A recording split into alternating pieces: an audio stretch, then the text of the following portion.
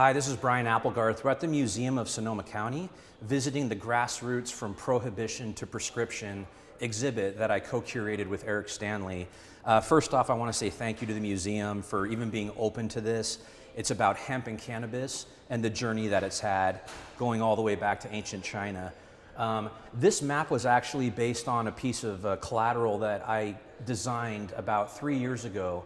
And the idea is to really create a map that tells about the Northern California cannabis history.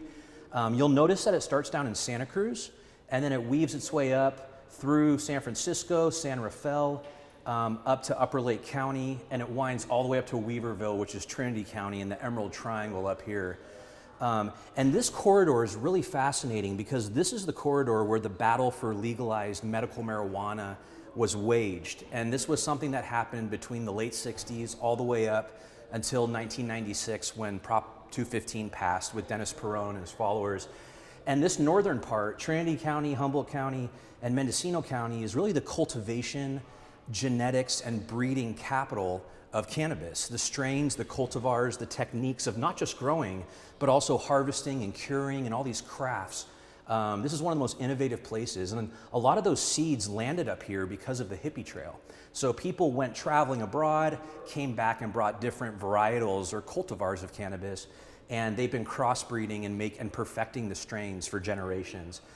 Sonoma County is obviously situated right in between, and Sonoma and Marin have extensive cannabis history as well. West Sonoma County specifically, as you head west of the 101 toward the ocean, has deep roots going back with cultivation 3 or 4 generations.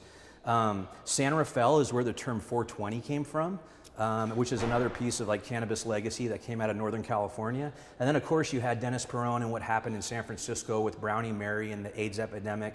And that created the vacuum for cannabis to be legalized, for Prop 215 to be passed, the Compassionate Use Act, which gave patients the ability to get cannabis because it was helping them eat when there was nothing else available. It would stimulate their appetite and allow them to keep down food and be able to have an appetite.